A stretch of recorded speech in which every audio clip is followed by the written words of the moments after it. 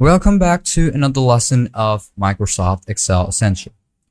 In this lesson, we are going to learn about the index and the trim function and how those actually work. Well, the index function is a lookup function which is going to give you the exact data of a specific position. Now, in our match function, what we did is select the specific reference of the subject or the object, and then it gave us the specific position of it. Well, it does the polar opposite. We're going to take the position number, or let's say we're going to do is use the reference of numerical values, and then we're going to get the data of that specific numerical value or that specific position. Now, what we're going to do is, as you can see that I have my range of data over here, product, serial, and price. Now, I want the data over here of which position. Now, in our position, we have the specific position, and I also have rows and columns. Because in the index function, you can use it in two different ways. Now let's start off by putting in my data.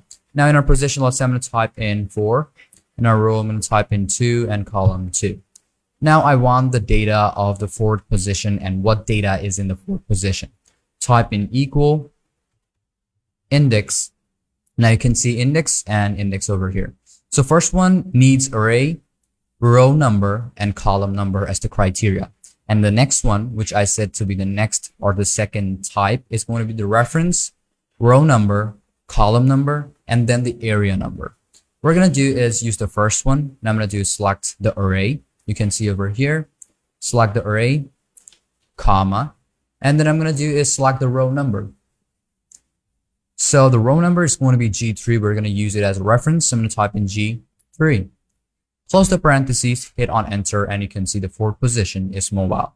Now, if I change it, I can change this over here. But if I change the position or the numerical value over here, let's type in 5, it will give me mouse pad. If I change it to 6, it will give me headphone.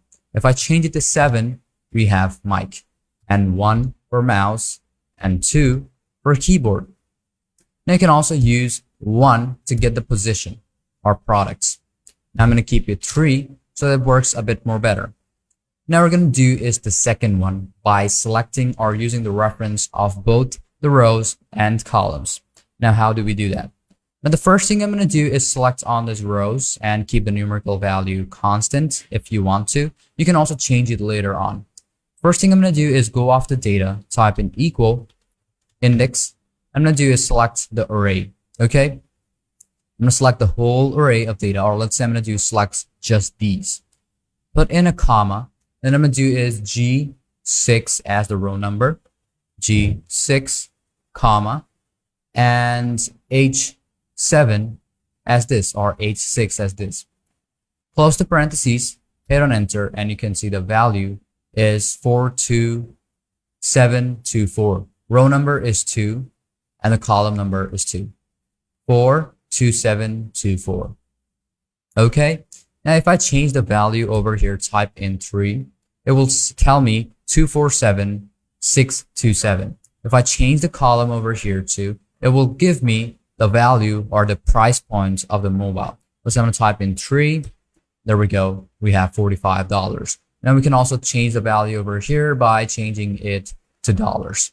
Now, if I change this value over here and type in 2, it will give me the value of keyboard. If I change it, let's say 1, it will give me the value of the mouse, which is $36. Let's put in 6, it will give me 54.